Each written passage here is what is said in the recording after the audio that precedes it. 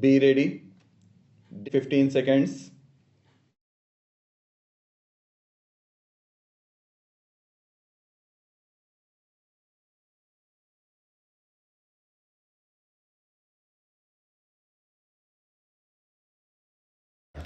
Sir, last one, which the finance minister has indicated in his budget speech.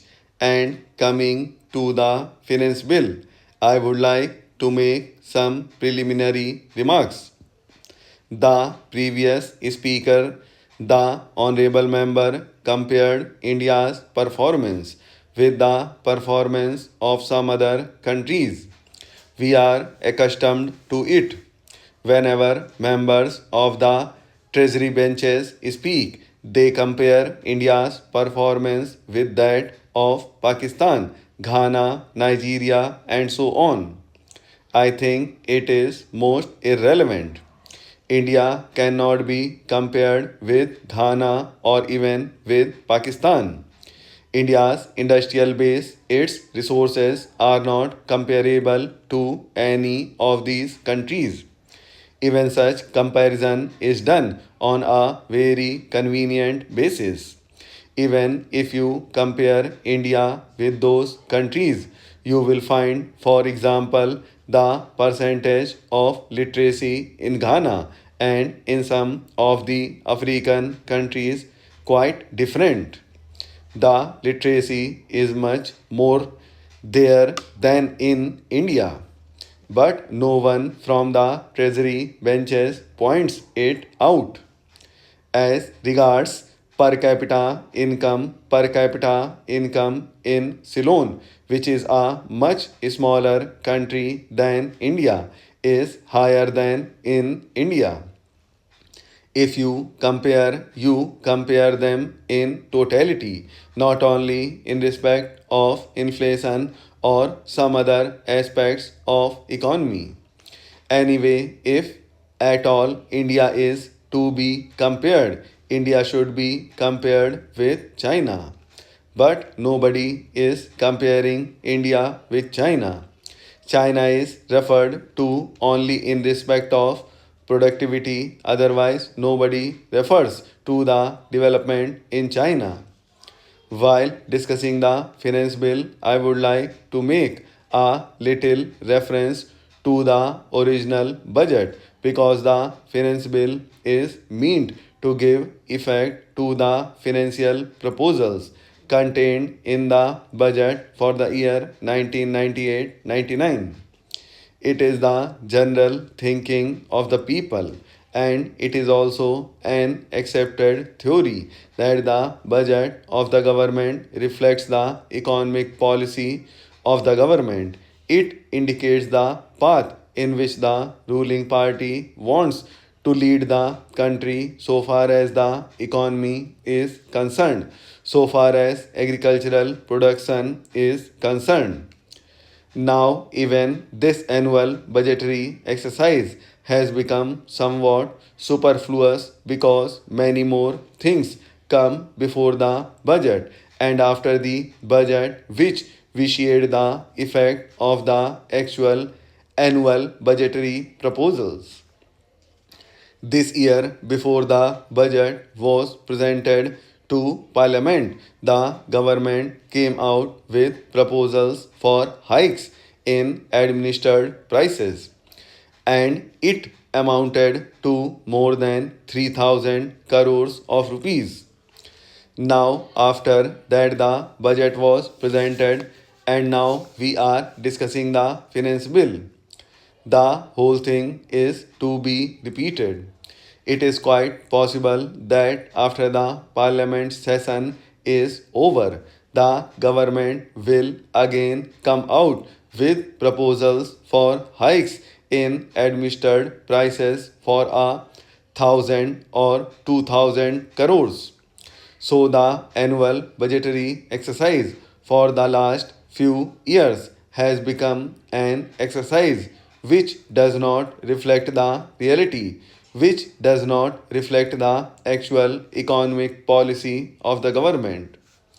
Sir, while in the budget the government came out with a huge deficit of rupees 7,000 crores or so. At that time, all of us predicted and all of us apprehended that there would be a double digit inflation.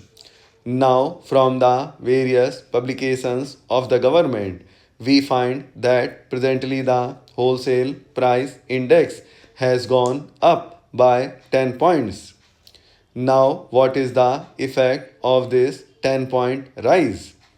It does not reflect the actual prices because the manner in which the index figures are compiled is not quite correct, and we have raised objections several times. Its reflection on the consumer price index is more distorted because of the way in which the data are collected and compiled. Now, I want to deal with another point about the price rise and inflation. The earlier speaker compared with other countries, but I feel that even this 10-point rise in the wholesale price index would be much more, and its effect on the consumer price index would be much more. What I want to bring to your notice is that whatever figures the government dishes out to us, I am not in a position to believe in those figures. It is because of the fact that the manner in which they are collected and compiled gives a distortion. That is my point. Even this increase by 10 points or 9 points or 10.4 points would have been more had there been much more consumption by the people. What is the purchasing power of the people? All the people have not got the purchasing power. Under consumption of the rural masses, under consumption even of the city poor have helped the government in maintaining the so called 10-point rise. Had there been more consumption by the masses, the inflation rate would have been much more. That is my point. So the government is benefited by this underconsumption and lack of purchasing power of the poor masses, both in the rural areas and in the city areas. This is one of the redeeming features. We may be able to change their thinking. I do not know. They have started quite a lot in recent years. They started off as being very conservative in their economic policy, but lately they have been saying that they believe in socialism. Only they do not think that we are socialism. Only they do not follow properly. First, they were against the very concept of planning. Now they say planning is good, but our plans are bad. In foreign policy, also, they were against our policy of non alignment and they were for a pro Western attitude. Since last year, they have been saying that they believe in non alignment, but we are not certainly non aligned.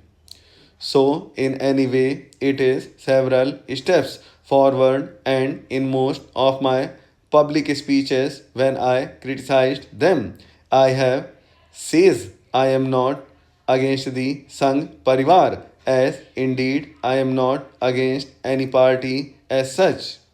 I am against certain ideas which I consider to be bad for national unity or national strength.